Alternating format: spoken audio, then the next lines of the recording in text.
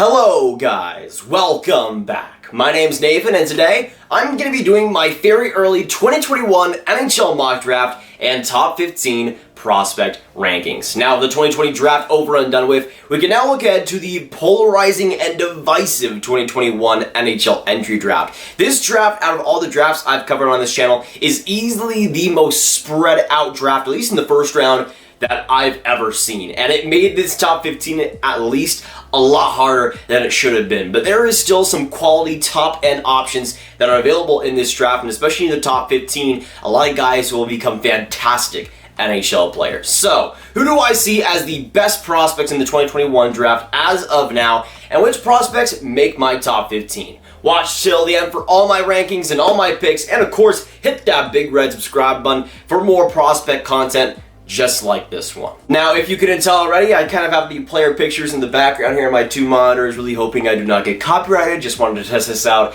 and see how it looks. Let me know down in the comments down below if you like it or not. But we're going to get straight into the top 15, and at number 15, I have Samu Robertsson. Now, Samu Robertsson is a very interesting prospect, definitely has one of the bigger skill ceilings I've seen in this draft, and so far, throughout this SHL season, has gone off to a pretty good start. In the J20 so far, has gotten 13 points in 9 games played, not too bad. Played one SHL game, didn't get a point, but I think with Robertsson, you're not really getting him for the stats. It's more so what he can bring on an offensive level, which is a lot. Solid skating, great puck handling, and a pretty solid brain on him too. I think that's a player that could also rise throughout the rest of the season, and I think will do amazingly this year in Sweden for the rest of the way. Next up, going to one of my favorite prospects in this draft, that being Nikita Chibrikov. Now, Chibrikov is an awesome player to watch. Russian forward, 5'10", and doesn't turn 18 until February. So far as a point per game in the MHL, which for a February birthday is not too bad, and has 1 goal in 7 games played. But Chibrikov is an elite skater.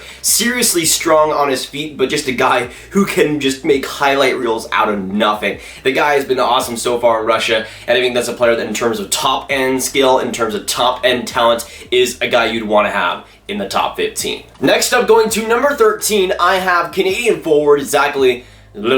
Now, Leroux is an interesting prospect. He so far in the QMJHL has been pretty fantastic, getting 7 points in 6 games played on a pretty so-so Halifax team. Now, Leroux, I think, is a pretty all-around great forward who really has a great power forward edge to him. I think he brings some solid physical game. Even at 5'11", he has some pretty apparent size, and he uses that quite well, and has a pretty sneaky tool set as well. I think his shot goes pretty underrated, and his passing ability has been really shining so far in this season, so he's another guy that could end up going up a lot higher in this list as the season goes on. And again, he's not on the greatest team, so you gotta factor that in as well. But honestly, considering the situation he's in, not too bad so far, and a pretty fantastic start for him so far this season. Next up, going to number 12, my 12th best prospect in the 2021 draft, I have Beniers of the USA program. Now, Beniers is set to play with the University of Michigan this next season, which means he won't play for at least another month and a half, but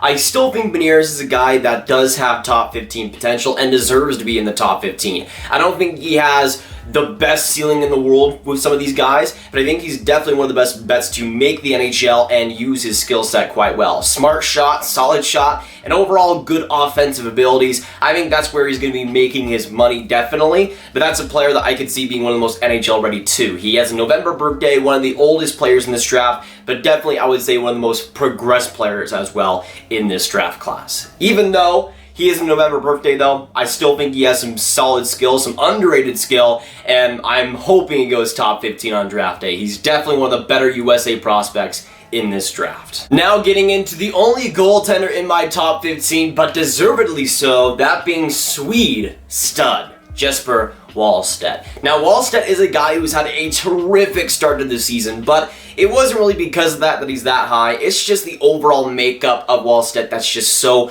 calm and collected. He definitely has one of the biggest skill sets of goaltenders we've seen. Obviously, Askarov is up there as well. But Wallstedt, I think, brings a lot of athleticism, a lot of just great hockey IQ in terms of goaltending, and he does have great size too at 6'3", 214 pounds. So far in the SHL, he's gotten a .945 save percentage in 3 games, and again, he doesn't turn 18 until November. So far, a fantastic start for Wallstedt, but that's to be expected. The guy is an absolute stud. Now getting us inside the top 10 and another Swede at this spot, I have Fabian Lysell. Now Lysell is an awesome prospect to watch and definitely one of the best playmakers in this draft. So far in J20 in Sweden, has 13 points, 10 assists in 10 games played, going off to a pretty fantastic start all things considered. He is on more the younger side, turning 18 in this next January, but that's a guy that even though he's a little bit undersized at 5'10", I think has all the tools in the world to be one of the best offensive players in this draft. Again, that playmaking is solid,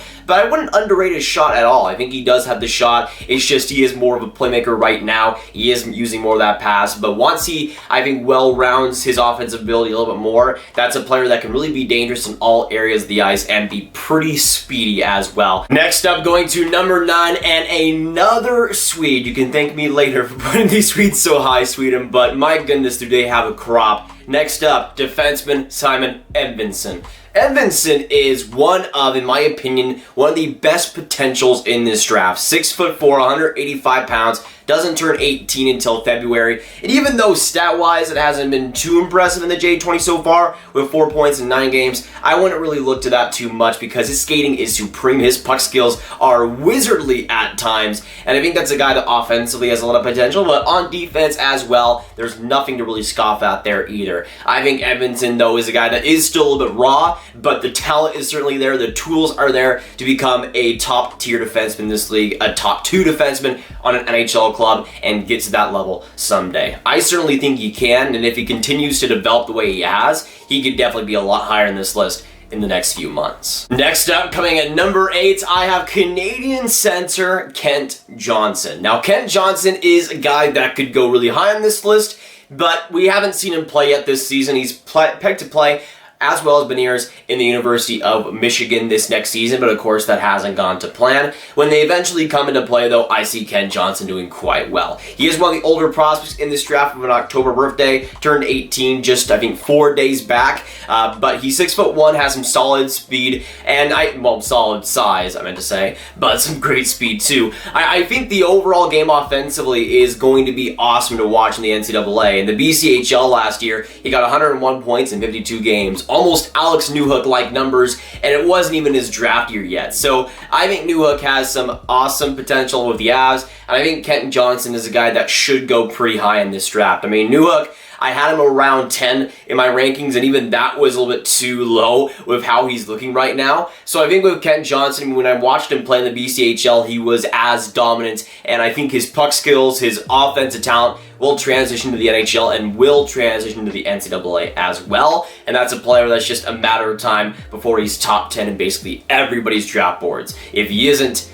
get on it, because it needs to happen. Next up, going to number 7, and another USA prospect in Chaz Lucius. Now, he is one of my favorite prospects in this draft, and in my opinion, might just be the best goal scorer in this draft. I mean, he got like 31 goals in the U17 USDP last season, and he's another guy that will probably be in the USDP this next season, will go into the NCAA, but he's one of the younger prospects in this draft with a May birthday, doesn't turn 18 until then, and he's younger than me, which is very weird to think about. But he's a 6 foot center. 6'4" would be a lot different. I think the one problem with me personally with Lucius is just the bulk on his body, because he does have great height, and you can't really put that against him, but I think sometimes, especially defensively, he can't really do what he's supposed to because of that, and that's also a little bit of effort on his part that needs to get better. To me, though, the offensive ceiling is pretty fantastic, and that shot is just straight ridiculous. Next up, coming to number 6, and one of the best names in this draft class, that being Canadian defenseman Owen Power. Now, I apologize because this picture is crappy, but the USHL is kind of lacking in that department, so I'm sorry. But Owen Power is definitely not lacking in really any department. 6'5", 215 pounds. Owen Power is a guy that really does bring the namesake. In the USHL, got 40 points in 45 games as a 17-year-old, which is fantastic, and he doesn't turn 18 until November. This is a guy that I think also has some pretty fantastic potential, and offensively, I think he's just getting better and better. If he can round out even more of that skating ability, which I think is already pretty fantastic. You're looking at a top pairing defenseman, I think, at the NHL level, which to get at a number 6 is not too bad. You'll notice a theme, though, that a lot of the great defensemen are pretty fantastic. And I'm not sure if I would qualify this as the year of defenseman, but it's pretty freaking close, and Owen Power is a big reason of that. Next up, coming at number 5, I have Carson Lambos of the Winnipeg Ice. Now, Lambos is a guy that's a little bit more of a different story than a guy like Owen Power. He's 6'1", 201 pounds, turns 18 in January, so not too bad. Lambos to me, though, is more along the lines of a Jake Sanderson type. Great skating, but elite defensive play. But I would say Lambos probably brings more to the table offensively than Jake Sanderson can. And I think Lambos is a guy that already has some amazing defensive talent, and just in terms of a hockey mind is just fascinating to watch. He's a player that I think is just going to get better and better, and just like Owen Power, I think will be a top pairing, shutdown defenseman.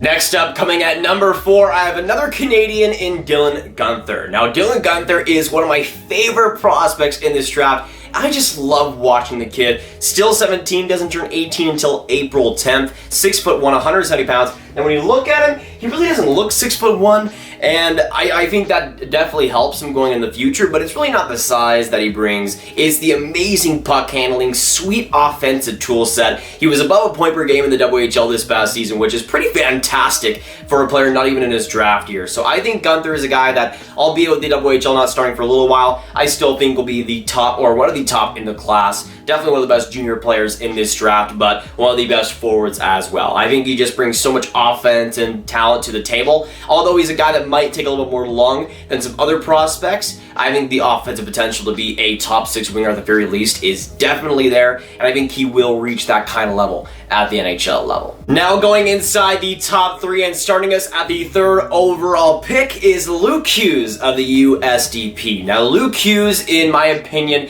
although yes, the Hughes namesake does help, he's just freaking incredible. He is 6'2", 176 pounds, which I'm not sure how recently Elite Prospects updated that, because I saw, I think it was Jack Hughes post a picture with him, Quinn, and Luke was just freaking ripped. More than Jack, 100%, and he doesn't turn 18 until September 9th, so he has a long ways to go. But Luke Hughes is already such a big guy on the ice, but he uses that to his advantage.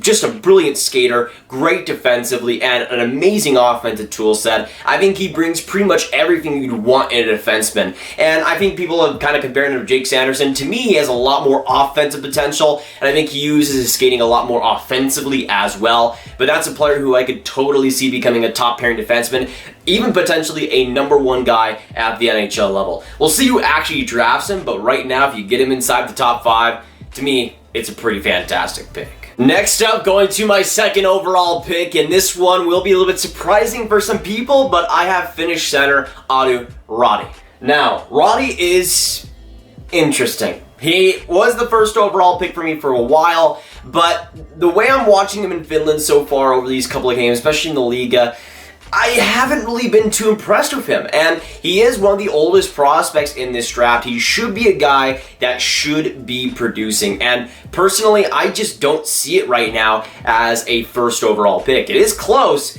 but Raty is a guy that if he continues his production throughout the rest of the season, he might not even be in the top 3 picks. So we'll see what happens, and it was already a super close race for me between the first few guys, and 1st overall was nowhere near locked. But Raty is a guy that's just not performed all so well in the league. I still think he can be the 1st overall pick, but again, he's one of the oldest prospects in this draft. He should be ready to take on the responsibility. Even though I think he's a great overall, well-rounded center and probably should go in the top 3 for sure right now, I don't see him as the 1st overall pick right now. There is one prospect who I think I have the argument as the better prospect, but even though it is razor thin, I still like Raty a lot. I still think he's going to be a great NHL player, but the more I watch, the more I'm more concerned over him actually being 1st overall pick worthy. That might just be me, but right now, I'm not convinced, I'm not unconvinced, just he's number 2 for me at the moment. And now we can get into the 1st overall pick in the 2021 NHL draft. For me at least, for my early rankings,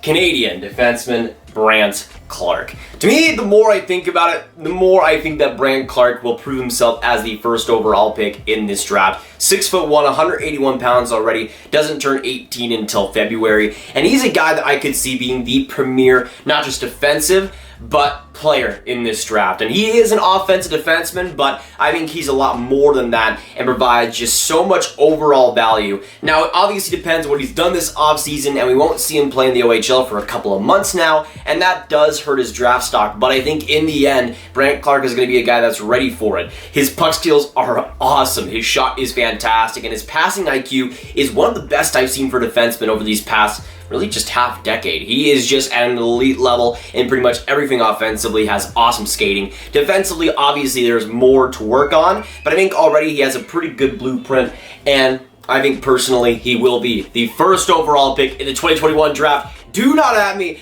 and I'm going to be real here. Obviously there's a lot of fluidity. This could be completely different by the year's end, but right now, Brandt Clarke is the man. But that'll be it from me today, boys. Thanks so much for watching. If you enjoyed, make sure you hit that like button, hit that subscribe button if you're new, and hit that notification bell for all notifications and all the new videos. Make sure you comment down below what your thoughts are on my rankings. What do you agree and disagree with? And who do you see as the top prospects in this draft? Give me your top 5 or even just your first overall pick. Let me know. Make sure you share this video with your friends. Get it out there and click on this card right here to watch all of my 2022 draft content right in one playlist. My name is Nathan. I love you, and I'll see you in the next video or stream.